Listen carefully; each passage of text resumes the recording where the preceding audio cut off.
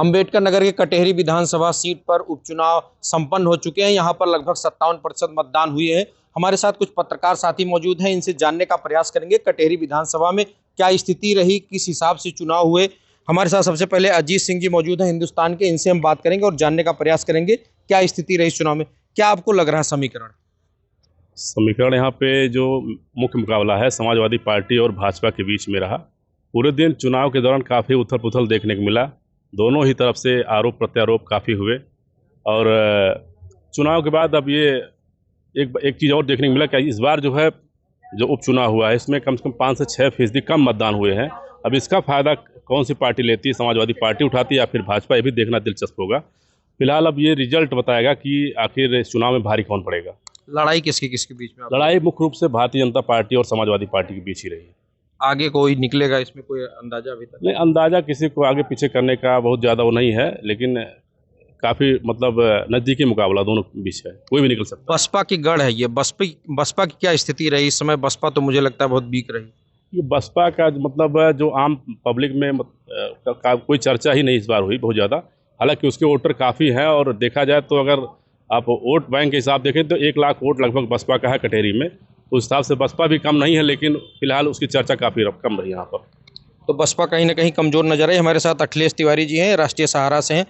क्या स्थिति दिखी आज? आप पूरे दिन मैदान में रहे, क्या स्थिति दिखी आपको? देखिए, स्थिति जो रही वो लगातार जो है हम लोग मतलब क्षेत्र में रहे तो क्षेत्र में जो दिखा कि लड़ाई जो है हर बूथ पर लगभग सपा और भाजपा के बीच ही रही है, सिमट कर रह गई। बसपा प्रत्याशी के जो उनका मूल वोट है वो कहीं ना कहीं पड़ा होगा, ऐसा नहीं पड़ा है, लेकिन साइलेंट तरीके से पड़ा है, लेकिन वो लड़ाई में नहीं है। तो लड़ाई जो है वो सपा और भाजपा के बीच है। हालांकि पूरे दिन जो है सपा की तरफ से जो है प्रशासन पर काफ़ी गंभीर आरोप लगाए गए हैं कि प्रशासन जो है लगातार जो है वो भाजपा के लिए काम किया। पुलिसकर्मियों द्वारा जो है मुस्लिम बाहुल क्षेत्रों में जो है वोटरों को रोका गया। ऐसे आरोप लगातार सांसद लालजी वर्मा द्वारा जो है लगाए गए। हालांकि ऐसा बहुत ज़्यादा देखने को तो नहीं मिला, क्योंकि जो मुस्लिम बाहुल क्षेत्र हैं वहाँ काफ़ी संख्या में वोटर जो है पहुंचकर वोट किए हैं और मत प्रतिशत भी लगभग 57% रहा। आम चुनाव से थोड़ा सा कम जरूर रहा है, वो उस समय 62% का था और इस समय लगभग 57% पहुंचा है, तो थोड़ा सा कम जरूर रहा, लेकिन फिलहाल उपचुनाव के हिसाब से ठीक ठाक मत प्रतिशत कहा जा सकता है। पिछले जो उपचुनाव अब तक होते रहे हैं उनमें जो है मत प्रतिशत काफ़ी कम होता रहा, लेकिन इस बार जो है उपचुनाव में मत प्रतिशत काफ़ी अच्छा रहा है। इस बार प्रशासन के ऊपर भाजपा भी आरोप लगा रही, मतलब सत्ता पक्ष और विपक्ष दोनों आरोप लगाए, आपने देखा भी? हाँ, तो अभी इसके पहले एक दिन पूर्व ही जो है भाजपा जिलाध्यक्ष ने गंभीर आरोप लगाए थे। आज जो है वो जो भाजपा प्रत्याशी हैं उन्होंने भी थोड़ा बहुत आरोप लगाया कि हालांकि उन्होंने बाद में भी कहा कि नहीं, प्रशासन काम अच्छा कर रहा है। तो आरोप लगे जरूर हैं, लेकिन जो मेन आरोप वो सपा समाजवादी पार्टी द्वारा ही लगाए गए हैं।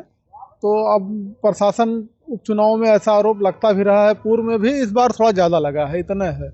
स्थिति किसकी भारी आप देख रहे हैं, सपा की या भाजपा की? देखिए, अब सपा और भाजपा ही लड़ाई में है और काफ़ी नज़दीकी मुकाबला होने की संभावना है। और जो अब तक जो आज दिन भर बूथों पर देखा गया उस हिसाब से लगा कि लड़ाई काफ़ी मतलब नज़दीकी होने वाली है। और मुझे लगता है कि 10,000 क्या 5-7 हज़ार के आसपास की ही जीत हार का अंतर होना है। हमारे साथ अरुणेश जी हैं, एनबीटी से हैं, इनसे बात करेंगे। क्या स्थिति आपको आज दिखी पूरे दिन? पूरे दिन भर चुनावी हलचल रहा। सपा और भाजपा के बीच जो लड़ाई है वो देखी जा रही है। दोनों प्रत्याशी हमलावर रहे एक दूसरे के ऊपर। कहीं ये आरोप लग रहा था कि वोटरों को रोका जा रहा है, तो कहीं भाजपा वाले कह रहे थे कि जो है ये मनगढ़ंत कहानी है इसको लेकर।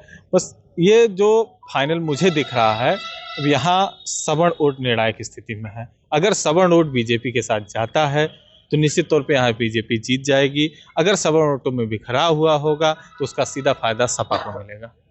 बसपा की स्थिति बहुत कमजोर नजर आई, क्या स्थिति रही उसकी? बसपा शुरू से पिछले चाहे वो लोकसभा का चुनाव रहा हो चाहे विधानसभा का चुनाव, वो अम्बेडकर नगर बसपा का गढ़ माना जाता था, लेकिन धीरे धीरे वो कमज़ोर होती जा रही। इस चुनाव में भी बसपा कभी तेवर में नहीं दिख पाई, ना उसके कोई बड़े नेता यहाँ कोई जनसभा किए। इसका भी असर बसपा सुप्रीमो अगर मायावती आई होती या उनके भतीजे आनंद आए होते तो हो सकता है कुछ चुनाव अलग दिशा में जाता, लेकिन कोई बड़ा नेता नहीं आया, हाई प्रोफाइल नेता नहीं, इसलिए बसपा भी कहीं भी लड़ाई में दिखी नहीं पूरे चुनाव भर में। बसपा ने अमित वर्मा को कैंडिडेट बनाया था, इससे कुछ लालजी वर्मा को नुकसान हुआ होगा? हाँ, अगर सजाती वोट अमित वर्मा ने काटे होंगे या उनकी तरफ गया होगा तो निश्चित तौर पर इसका नुकसान सपा को होगा, शोभावती वर्मा को नुकसान होगा इसका।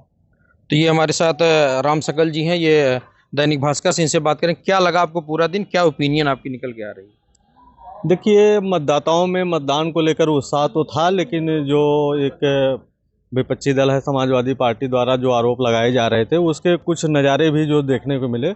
हम लोग पहुंचे थे वहां पर, एक इल्फातगंज के पास अलनपुर एक मतदान केंद्र है, वहां पर जब हम लोग पहुंचते हैं तो 50-60 की संख्या में ग्रामीण घेर लेते हैं, कहते हैं कि जो है वो हम लोगों को वोट डालने से रोका जा रहा है। आगे जो है पुलिस जो है जगह जगह रास्तों पे रोक करके बैठी हुई, कहीं 20-25 पुलिस वाले बैठे हैं, कहीं झाड़ियों में पुलिस वाले छिपे हुए हैं।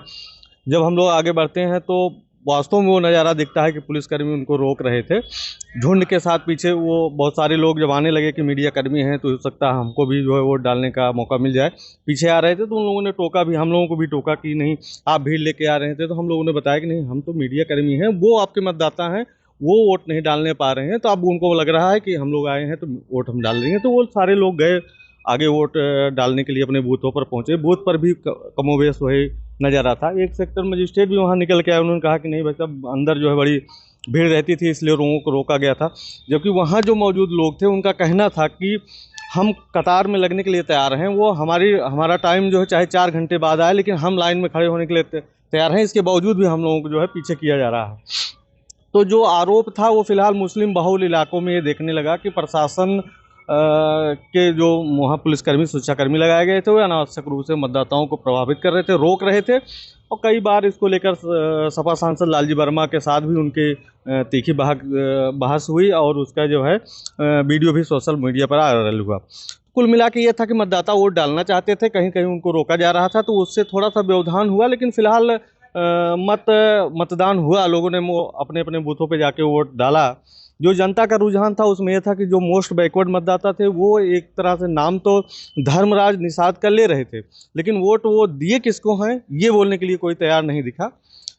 तो ये उनकी लामबंदी अगर भाजपा के पाले में जाती है, सवर्ण मतदाता कहीं कहीं तो जो है एक साथ दिखाई दे रहे थे कि हम भाजपा के पाले में थे, और कहीं कहीं कुछ स्थानों पे ऐसे थे कि जो उनमें विरोधाभास थे कि अरे अब तो वोट हो गया है, मतदान हो गया, परिणाम जो है 23 तारीख को आएगा। तो वो उनका कोई स्पष्ट नहीं था। लेकिन अगर वो भी लामबंद हुए तो भाजपा मजबूत हो जाएगी।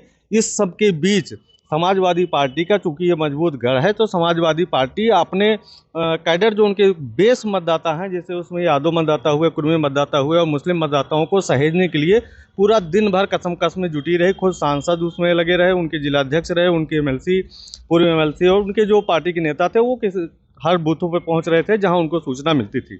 तो लड़ाई भाजपा और सपा के बीच से कांटे की दिखी, मतों का बिखराव ना हुआ तो परिणाम बहुत ज़्यादा अंतर में नहीं आएगा। लेकिन फिलहाल सीधी लड़ाई दोनों पार्टियों के बीच में है, भाजपा और सपा के बीच में। तो ये थे हमारे साथ अम्बेडकर ने कुछ पत्रकार जिनका साफ तौर पर कहना है कि भाजपा और सपा के बीच कांटे की टक्कर है। न्यूज़ 18 के लिए मनीष वर्मा, अम्बेडकर नगर।